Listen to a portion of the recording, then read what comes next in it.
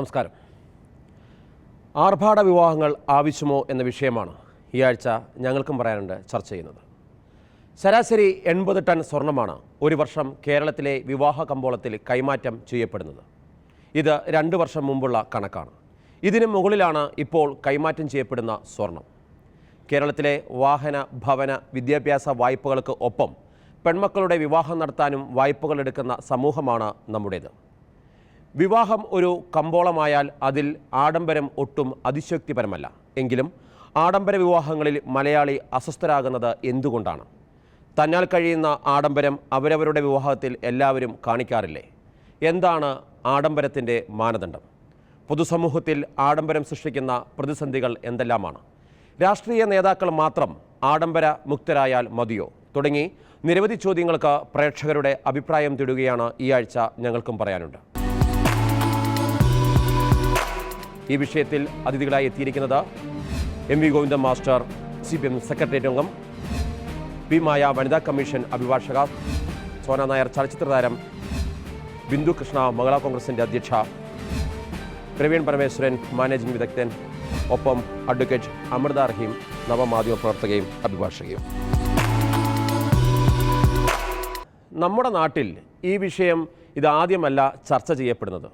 ഇതിനു മുമ്പ് പലവട്ടം തന്നെ ആഡംബര വിവാഹങ്ങളും ധൂർത്തും ഒഴിവാക്കപ്പെടേണ്ടതല്ലേ എന്നുള്ള വിഷയം നമ്മൾ ചർച്ച ചെയ്തിട്ടുള്ളതാണ്. ഇത് പൊതുസമൂഹത്തിൽ ഏതെങ്കിലും തരത്തിലുള്ള അസ്വസ്ഥതകൾ സൃഷ്ടിക്കുന്നുണ്ടോ? അത് ഒഴിവാക്കപ്പെടാൻ എന്താണ് രാഷ്ട്രീയ നേതൃത്വം ചെയ്യേണ്ടത്? നമ്മുടെ ഓരോരുത്തരുടെ സമൂഹത്തിൻ്റെ മേലെയുള്ള സാമ്പത്തിക ശേഷിയുള്ളവരുടെ, ധനാഢ്യന്മാരുടെ ഒരു പകിട്ട് ജനങ്ങളെ ബോധ്യപ്പെടുത്താൻ വേണ്ടി നടത്തുന്ന ഒരു ശ്രമം, അതിനുവേണ്ടി ലക്ഷക്കണക്കിന് ഉറുപ്പിക, ഇപ്പോഴാണെങ്കിൽ കോടിക്കണക്കിന് ഉറുപ്പിക, 500 കോടി ഉറുപ്പിക വരെ ഉപയോഗിച്ചുകൊണ്ടുള്ള കല്യാണം നടക്കുന്ന ഒരു കാലത്ത് ഈ 500 കോടി ഉറുപ്പിക സാമൂഹിക ജീവിതത്തിലെ എത്രയോ കാര്യങ്ങൾക്ക് വേണ്ടി ഉപയോഗിക്കാൻ സാധിക്കുന്നതാണ്. അത് മുഴുവൻ ദൂർത്തടിച്ച് കളയുന്ന നിലപാടിനെ ശക്തിയായിട്ട് എതിർക്കേണ്ടതുണ്ട്. രാഷ്ട്രീയ പാർട്ടികൾ ഉൾപ്പെടെ ഈ ധനാഢ്യന്മാരുടെ കള്ളപ്പണമായിട്ട് ബന്ധപ്പെട്ടിട്ട് മാത്രമേ ഇങ്ങനെ നടത്താൻ പറ്റുള്ളൂ. കോടികൾ ചിലവാക്കിയിട്ടുള്ള ഇത്തരം ധൂർത്ത് യഥാർത്ഥത്തിൽ അവസാനിപ്പിക്കുന്നതിന് വേണ്ടി രാഷ്ട്രീയ നേതൃത്വവും ഇങ്ങനെ കല്യാണം നടത്തുന്നതല്ല മാന്യത, ലളിതമായിട്ട് കല്യാണം നടത്തുന്നതാണ് മാന്യത എന്ന് പൊതു അവബോധം സൃഷ്ടിക്കാൻ സാധിക്കുന്ന രീതിയിലുള്ള ഇടപെടലുണ്ടായാൽ മാത്രമേ ഈ ധൂർത്ത് അവസാനിപ്പിക്കാൻ നമുക്ക് സാധിക്കുള്ളൂ. കഴിഞ്ഞ സർക്കാരിൻ്റെ കാലത്ത് വനിതാ കമ്മീഷൻ തന്നെ ഒരു തീരുമാനമെടുത്തിരുന്നു അല്ലേ? ഈ കാര്യത്തിൽ 6 ലക്ഷം രൂപയ്ക്ക് മുകളിലേക്ക് ചെലവ് വരുന്ന കല്യാണങ്ങൾക്ക് ഒരു പിടുത്തം ഇടുക എന്നുള്ളത്. ഇതിനെന്തെങ്കിലും ഒരു പരിഹാരം കണ്ടിട്ടുണ്ട്? സ്ത്രീധന നിരോധന നിയമം 1961 നിലവിൽ വന്നതാണ്. എന്നിരുന്നാലും നമ്മളിവിടെ കൂടിയിരിക്കുന്നതെന്നല്ല, എല്ലാ പ്രേക്ഷകർക്കും ഇതറിയുന്നുള്ളതാണ്. ഒളിഞ്ഞും തെളിഞ്ഞും ആ സമ്പ്രദായം ഇപ്പോഴും തുടരുന്നുണ്ട്. അതുപോലെ തന്നെ ഈ പറയുന്ന ആർഭാട വിവാഹങ്ങൾ ഞാൻ അനുകൂലിച്ചോ പ്രതികൂലിച്ചോ അല്ല പറയേണ്ടത്. വിവാഹങ്ങൾ നടക്കുക തന്നെ ചെയ്യും. ആർഭാട വിവാഹങ്ങൾ തീർച്ചയായും നടന്നിരിക്കും. ഈ പറയുന്ന വമ്പന്മാരെല്ലാം തന്നെ, ഇപ്പോൾ ശ്രീ ജനാർദ്ദന റെഡ്ഡി ആയാലും ബിജു രമേശ് ആയാലും നിതിൻ ഗഡ്കരി ആയാലും, ഇവരൊന്നും രാഷ്ട്രീയത്തിലേക്ക് വന്നിട്ട് സമ്പന്നരായവരല്ല. തീർച്ചയായും അവരെല്ലാം ബിസിനസ്സുകാരായിരുന്നു, അതിസമ്പന്നർ തന്നെയായിരുന്നു. അപ്പോൾ അങ്ങനെയുള്ളവർക്ക് ചിലപ്പോൾ വിവാഹം ആർഭാടമായിട്ട് തൻ്റെ ഏകപുത്രിക്കോ അല്ലെങ്കിൽ പുത്രനോ ആർഭാടപൂർവ്വം വിവാഹം നടത്തണമെന്ന് ആഗ്രഹമുണ്ടാകാം, നടത്തിക്കോട്ടെ. പക്ഷേ അതെങ്ങനെ സമൂഹത്തിനെ ബാധിക്കുന്നു എന്നുള്ളതിലാണ് നമ്മൾ ശ്രദ്ധിക്കേണ്ടത്. പ്രത്യേകിച്ചും ഈ ലോ മേക്കേഴ്സ് ആയിട്ടുള്ള നമ്മളെപ്പോലെയുള്ള സാധാരണക്കാർക്കും ഇതിൽ പങ്കുണ്ടെന്നാണ് എൻ്റെ അഭിപ്രായം. ഈ പറയുന്ന ആഡംബര വിവാഹങ്ങൾക്കെല്ലാം തന്നെ ഒരു പരിധിയിൽ കവിഞ്ഞ ചിലവ് വരുന്നു എന്ന് കണ്ടു കഴിഞ്ഞാൽ നമുക്ക് തീരുമാനിക്കാം. ഒരു പർട്ടിക്കുലർ സ്റ്റേറ്റിൽ ശരിക്കും പറഞ്ഞാൽ അങ്ങനെ ഒരു സോഷ്യൽ വെൽഫെയറിൻ്റെ ഒരു തീരുമാനം തന്നെ ഉണ്ടായിരുന്നു. ആ പർട്ടിക്കുലർ, ഞാൻ സ്റ്റേറ്റ് ഇപ്പോൾ മെൻഷൻ ചെയ്യുന്നില്ല, ദാറ്റ് ഈസ് 100 പേരെ കൂടുതൽ ഒരു വരൻ്റെ ഭാഗത്ത് നിന്ന് ആൾക്കാർ ഹാജരാകാൻ പാടില്ല.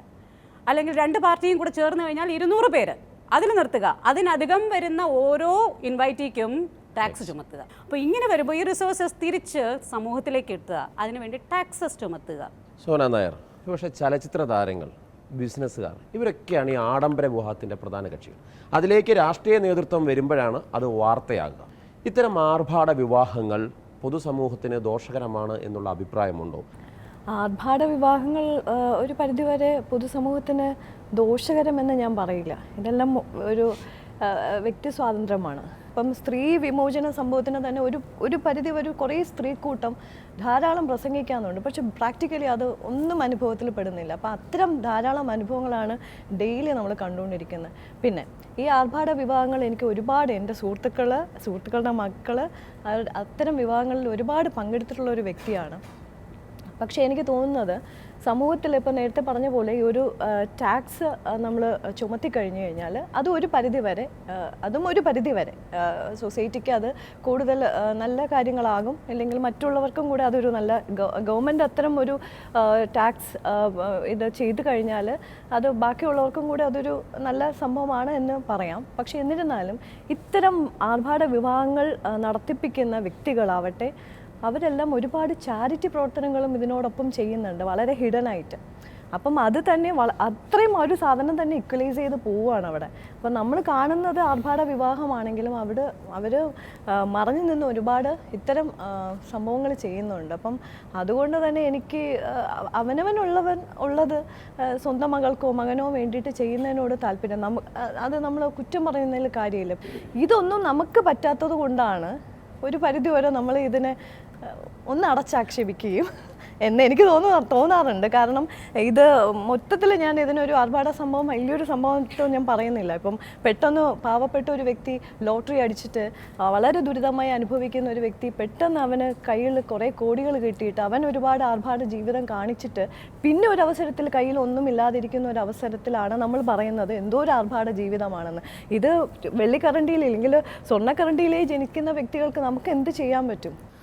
പണക്കാരനെ ബഹുമാനിക്കാൻ പഠിക്കണം, അല്ലെങ്കിൽ കാശുള്ളവൻ അതൊക്കെ ചെയ്താൽ അസൂയപ്പെട്ടിട്ട് കാര്യമില്ല. അതാണ് സോന പറഞ്ഞതിനകത്ത് ഒരു ന്യായം. കാരണം 100 രൂപ കയ്യിലുള്ളവൻ 99 രൂപയ്ക്ക് ഭക്ഷണം കഴിച്ചാൽ അത് ആർഭാടമല്ല. പക്ഷേ 150 രൂപയ്ക്ക് 50 രൂപ കടം വാങ്ങി കഴിച്ചാൽ അത് ധൂർത്തും ആർഭാടവുമാണ്. കയ്യിൽ കാശുള്ളവർ അവരുടെ മക്കളുടെ വിവാഹം അവരുടെ സ്വകാര്യ ഇഷ്ടമാണ്, സ്വകാര്യ സ്വാതന്ത്ര്യമാണ്. പണക്കാരനാകുന്നത് IPCയിൽ ക്രിമിനൽ കുറ്റമല്ല. സ്വന്തം പണം എങ്ങനെ ചെലവഴിക്കണമെന്ന് വിശ്വസിക്കാനും ആ രീതി ചെയ്യാനുമുള്ള ഒരു സ്വാതന്ത്ര്യം ഈ ജനാധിപത്യ രാഷ്ട്രത്തിലുണ്ട്. അതുകൊണ്ട് കാശുള്ളവർ ആ രീതിയിൽ പണം ചെലവഴിക്കുമ്പോൾ അത് സമൂഹത്തിലേക്ക് ഇറങ്ങി വരികയല്ലേ ചെയ്യുന്നത്. അത്തരം വിവാഹങ്ങളെ എതിർക്കേണ്ട ആവശ്യമുണ്ടോ? ലോക ചരിത്രത്തിൽ എവിടെ പരിശോധിച്ചാലും വരേണ്യവർഗം എന്നും എടുക്കുന്നൊരു ഡിഫൻസായത് പണമുള്ളവർക്ക് എന്തുമാകാം. അങ്ങനെ എന്തുമാകാൻ പറ്റിയതല്ല ജനാധിപത്യ സംവിധാനം എന്ന് പറയുന്നത്. നമ്മുടെ സമൂഹത്തിൽ തീർച്ചയായും വ്യക്തി സ്വാതന്ത്ര്യത്തിന് മറ്റെന്തിനേക്കാൾ പ്രാധാന്യമുള്ള ലോകത്തെ ഏറ്റവും വലിയ ലിഖിത ഭരണഘടനയുള്ള ഒരു രാജ്യമൊക്കെ തന്നെ, അതിലൊന്നും തർക്കമില്ല.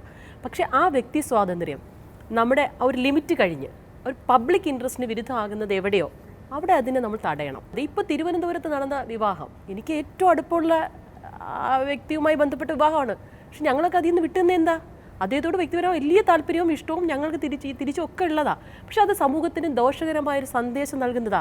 എത്ര പോലീസുകാരാണ് പണിയെല്ലാം കഴിഞ്ഞിട്ട് നമ്മൾ കൊടുക്കുന്ന ശമ്പളത്തിന് നികുതി ഈ പണക്കാരൻ്റെ പണം കൊണ്ട് മാത്രമല്ല അവിടെ കല്യാണം നടന്നത്. നമുക്കോ നമ്മുടെ മക്കൾക്കോ അത്തരത്തിൽ വിവാഹം നടത്താത്തതിലുള്ള ജലസി അല്ല. ആ ജലസിയുടെ ആവശ്യം നമുക്കില്ല. കാരണം കൂടുതൽ ആർത്തിയുള്ളവർക്ക് അങ്ങനെ ജലസി വരേണ്ട കാര്യമുള്ളത്. നമുക്കുള്ളതിൽ സംതൃപ്തരാണ്. എത്രയുണ്ടോ അതിൽ സംതൃപ്തരാണ്. സംതൃപ്തി ഇല്ലാത്തവർക്കേ അത്തരത്തിലുള്ള ആ പ്രശ്നമല്ല. ഇവിടെ നമ്മുടെ പ്രശ്നം എന്ന് പറയുന്നത് ആഡംബര കല്യാണം. മലയാളിക്ക് ഒരു ദോഷമുണ്ട്, മലയാളിക്ക് ഒരുപാട് നന്മകളുണ്ട്. ആ കൂട്ടത്തിലുള്ള ഏറ്റവും വലിയ ദോഷം എന്ന് പറഞ്ഞാൽ ആരോഗ്യകരമായ മത്സരത്തെക്കാൾ അനാരോഗ്യകരമായ മത്സരത്തിനാണ് നമ്മുടെ ഇന്നത്തെ സമൂഹം ഏറ്റവും കൂടുതൽ ശ്രമിക്കുന്നതാണ്. ഇതിൻ്റെ പോലെ 100 കോടി വെച്ച് ഇവിടെ ഒരു കല്യാണം നടന്നെങ്കിൽ 500 കോടി വെച്ച് ബെല്ലാരി കല്യാണം നടന്നെങ്കിൽ അതിനേക്കാൾ കോടിയിൽ വെച്ച് നാഗ്പൂരി കല്യാണം നടന്നെങ്കിൽ ഇത്രയും ഉള്ളതാ അല്ലെ അതിനേക്കാൾ ഇച്ചിരി കുറവുള്ള ഒരു മുതലാളിക്ക് തോന്നുക ഇവിടെ നടന്നതിനേക്കാൾ വലുതായിട്ട് എൻ്റെ മോളെ കല്യാണം നടത്തണം. അതാണ് സാമാന്യ വ്യക്തി. ആഡംബര ജ്വരത്തിലേക്ക് നമ്മുടെ സമൂഹം മാറും. ഒന്നുമില്ലാത്ത പട്ടിണി പാവൻ നേരത്തെ മാർഷൽ പറഞ്ഞ കണക്ക് അടുത്തുള്ള ബാങ്കിൽ പോയി കടമെടുത്ത് അവസാനം ഉള്ള ഒരു തുണ്ട് ഭൂമിയും പോകും, വീടും പോകും, കിടപ്പാടം ഇല്ലാതെ വഴിയാധാരമാകും, കുഞ്ഞുങ്ങളുടെ താഴെയുള്ള കുഞ്ഞുങ്ങളുടെ പഠിത്തവും പോകും. അങ്ങനെ നശിച്ച് ഒരുപാട് മലയാളിയെ കണ്ട് വേദനിക്കുന്നതുകൊണ്ടാണ് നമ്മൾ പറയുന്നത്. അല്ലാതെ എൻ്റെ മോന് നാളെ ഈ കല്യാണം നടത്താത്തുള്ള ദുഃഖം കൊണ്ടല്ല ഞാൻ പറയുന്നത്.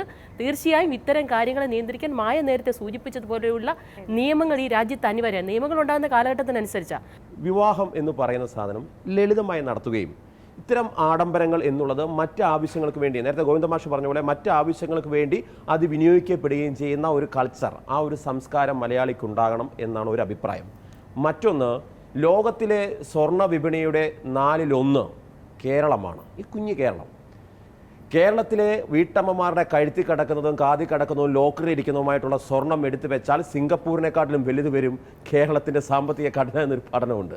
അപ്പോൾ ഇങ്ങനെ വിവാഹം നടക്കുമ്പോൾ ഇത്ര സ്വർണം, ഇത്ര രൂപ, ഇങ്ങനെയൊക്കെ നമ്മൾ ആർഭാടം കാണിക്കുന്നത് ഏത് രീതിയിൽ യോജിക്കാൻ പറ്റും പ്രവീൺ? നിയമം അലൗ ചെയ്യുന്ന കോൺസ്റ്റിറ്റ്യൂഷണൽ പ്രൊവിഷൻസിനുള്ളിൽ നിൽക്കുന്ന ഒരു കാര്യം ഇന്ത്യയിൽ ചെയ്തുകൊണ്ട് ഞാൻ പണമുണ്ടാക്കുകയും ആ പണത്തിന് ഞാൻ നികുതി കൊടുക്കുകയും നിയമം അനുശാസിക്കുന്ന രീതിയിൽ ആ പണം ഞാൻ ചെലവാക്കുകയും ചെയ്യുന്നതിനെ മറ്റൊരു നിയമം കൊണ്ടുവന്ന് എതിർക്കുന്നത് ശരിയാണെന്നുള്ള അഭിപ്രായം എനിക്കില്ല. ഞാൻ സമ്പാദിക്കുന്നതും സേവ് ചെയ്ത് വെച്ചിരിക്കുന്നതും ചെലവാക്കുന്നതും ലീഗലി കോൺസ്റ്റിറ്റ്യൂഷണൽ ഫ്രെയിംവർക്കിനുള്ളിൽ നിന്നുകൊണ്ടാണെങ്കിൽ അത് ചെലവാക്കുന്നതിനകത്ത് ഒരു റെസ്ട്രിക്ഷനോ ലിമിറ്റേഷനോ കൊണ്ടുവരണമെന്ന അഭിപ്രായം എനിക്കില്ല. ടാക്സിലേക്ക് ഞാൻ വരാം. അതൊന്ന്. ഇനി രണ്ടാമത്തെ പ്രശ്നം ഒരു മോറൽ ഇഷ്യൂ ആണ്. അതായത് ഒരാൾ ചെയ്യുന്നത് കണ്ടുകൊണ്ട് മറ്റൊരാൾ അനുകരിക്കാൻ ശ്രമിക്കുന്നതിൻ്റെ മോറൽ ഇഷ്യൂ ആണ്. ജനാർദ്ദൻ റെഡ്ഡിയോ അല്ലെങ്കിൽ ബിജു രമേശോ അങ്ങനെയുള്ള ബിഗ് നെയിംസ് നമ്മൾ പറഞ്ഞു. ഇത് പറയുന്നത് കേട്ടുകൊണ്ട് അനുകരിക്കാൻ ശ്രമിക്കുന്നവരെന്ന് നമ്മൾ പറയുന്നത് നമ്മുടെ മിഡിൽ ക്ലാസ്സിനെയാണ്. എന്നാൽ നമ്മുടെ മിഡിൽ ക്ലാസ്സിൽ നിൽക്കുന്ന ഞാനും മാർഷലും ഇവിടെ ഇരിക്കുന്ന ഒട്ടുമുക്കാൽ ആൾക്കാരും സാധാരണ ജീവിതത്തിൽ അനിവാര്യമെന്ന് കരുതി ചെയ്യുന്ന പല കാര്യങ്ങളും, അത് നമ്മൾ ഓടിക്കുന്ന വണ്ടിയാകാം, നമുക്ക് എന്താ ബസ്സിൽ പോകാൻ കഴിയില്ലേ, നമ്മൾ എന്തിനു വണ്ടി വാങ്ങിക്കണം, നമ്മളിടുന്ന വസ്ത്രമാകാം, നമ്മൾ ഭക്ഷണം കഴിക്കാൻ കയറുന്ന ഹോട്ടലാകാം, ഇത് ഓരോന്നും അടുത്ത സാമ്പത്തിക ശ്രേണിയിൽ നിൽക്കുന്ന ആൾക്കാരെ സംബന്ധിച്ചിടത്തോളം അത് ആഡംബരമാണ്. അപ്പോൾ മിഡിൽ ക്ലാസ് ഡിഫൈൻ ചെയ്യുന്ന ആഡംബരം സൂപ്പർ ക്ലാസിൻ്റെ ചിലവുകൾ ആഡംബരമായിരിക്കാം.